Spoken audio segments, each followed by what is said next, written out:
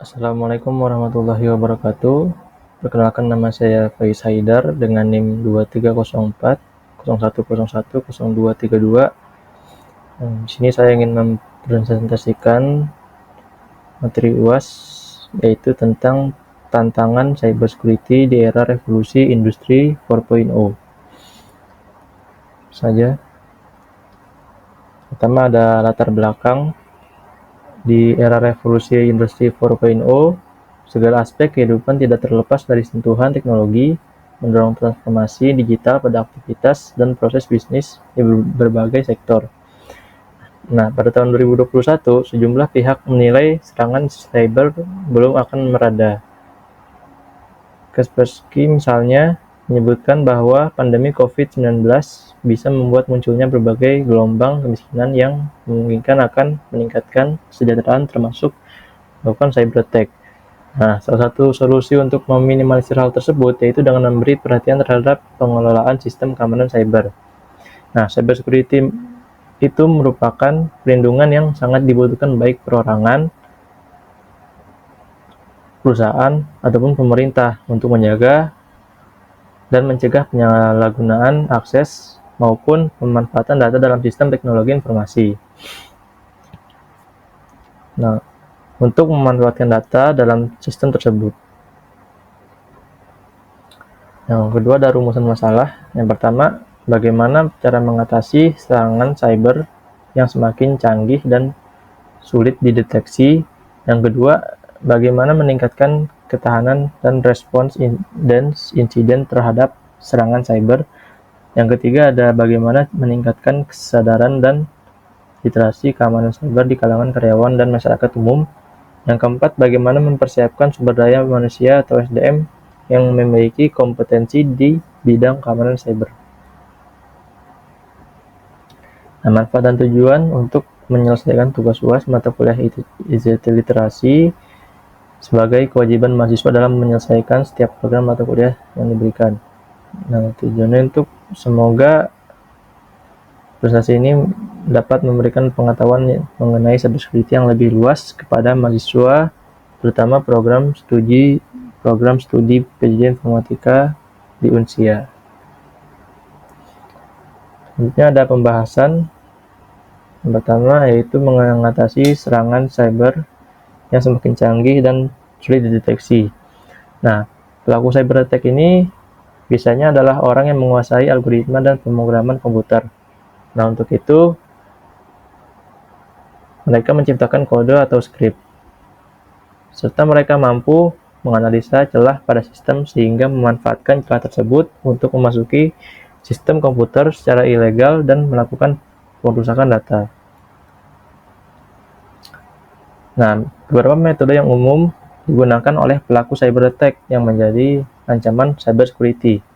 Nah, yang pertama yaitu serangan malware. Nah, serangan malware ini biasanya itu seperti virus, worm, dan trojan horse.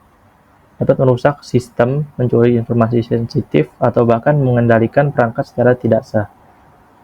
Yang kedua ada serangan phishing. Nah, serangan ini biasanya digunakan trik sosial untuk memperoleh informasi sensitif, seperti kata sandi dan informasi keuangan dengan mengelabui pengguna.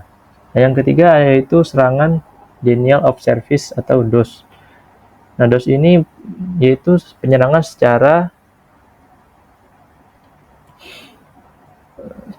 yang mencoba membuat layanan tidak tersedia bagi pengguna dengan membanjiri sistem melalui lalu lintas yang tidak perlu. Yang keempat ada pelanggaran data. Nah, pelanggaran data ini berupa informasi pribadi pengguna atau data perusahaan dapat dicuri dan dieksploitasi untuk menguntungkan yang tidak sah. Selanjutnya ada ransomware. Nah, ransomware ini merupakan enskripsi data pengguna atau perusahaan meminta tebusan untuk mendapatkan kunci deskripsi. Nah, bagaimana cara mengatasi cyber attack tersebut?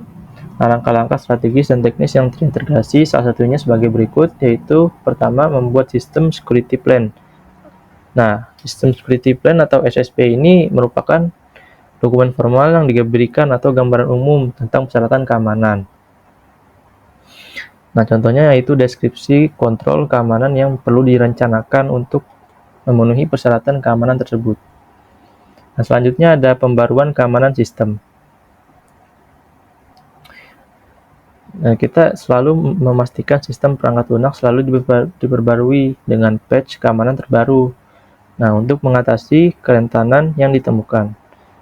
Yang ketiga, pengawasan aktivitas jaringan, memantau aktivitas jaringan secara terus-menerus untuk mendeteksi anomali atau serangan yang sering terjadi. Yang keempat, enkripsi data. Nah, enkripsi data yang sensitif saat disimpan maupun saat berpindah melalui jaringan, sehingga sulit bagi penyerang untuk mengakses informasi tersebut. Yang kelima, ada penggunaan layanan keamanan cloud.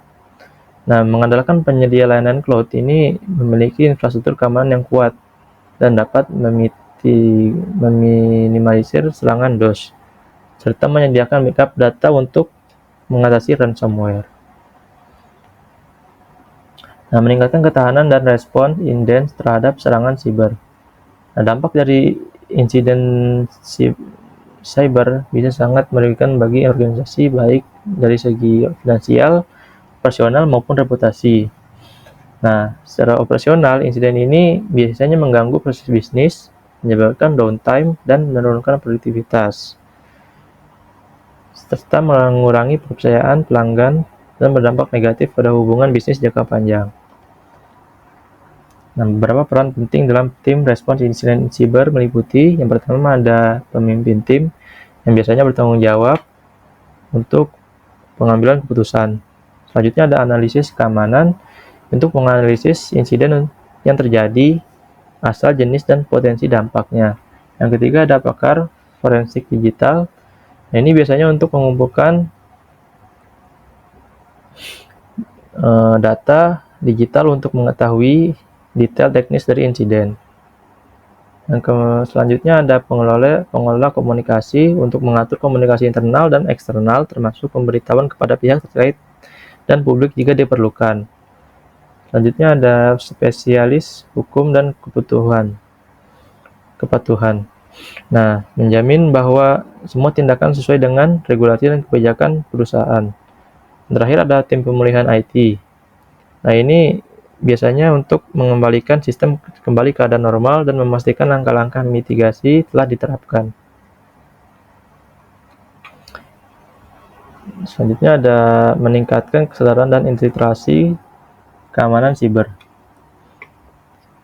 Nah, berdasarkan data dari Kementerian Riset, Teknologi, dan Pendidikan Tinggi, total mahasiswa di Indonesia berjumlah sekitar 6,9 juta jiwa atau sekitar 5% dari keseluruhan penggunaan internet. Nah, kasus besar yang terjadi seperti pencurian identitas, data, serta pembajakan akun, contoh email, bahkan nomor telepon yang kebanyakan dilakukan untuk tujuan penipuan, hacking, cracking, phishing, serta perjudian online, transactional crime. Underground ekonomi yang saat ini marak terjadi khususnya di Asia Pasifik. Nah, untuk meningkatkan kesadaran literasi masyarakat tentang keamanan siber, bisa dilakukan program seperti berikut. Yang pertama, membuat platform untuk mengunggah video edukasi. Nah, video edukasi itu dapat diakses kapan saja dan di mana saja, sehingga dampaknya lebih luas. Yang kedua, menyebarkan pengetahuan literasi digital melalui program-program khusus institusi pendidikan dan pemerintah. Yang ketiga, mengajarkan masyarakat untuk memahami resiko keamanan data dan memastikan kebenaran informasi yang diterima. Yang keempat, mengajarkan masyarakat untuk menggunakan teknologi digital secara bijak. Dan terakhir, mengajarkan masyarakat untuk melindungi privasi mereka.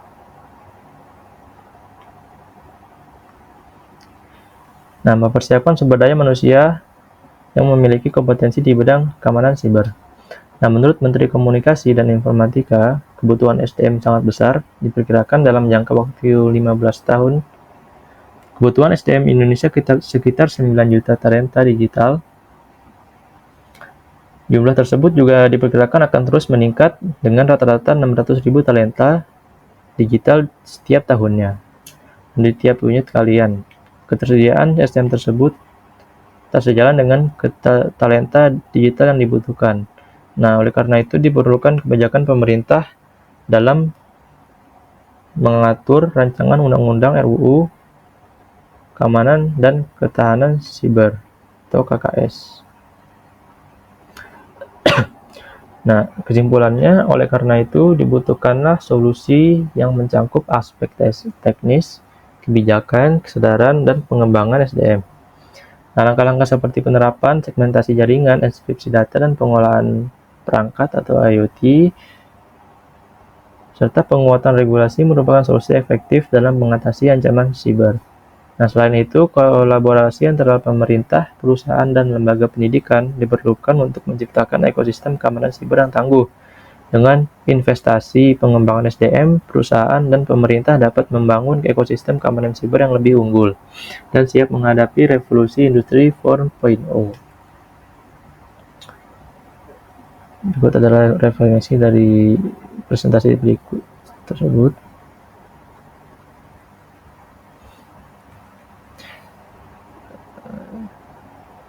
Mungkin sekian presentasi dari saya. Mohon maaf bila ada kekurangan dan kesalahan. Wassalamualaikum warahmatullahi wabarakatuh.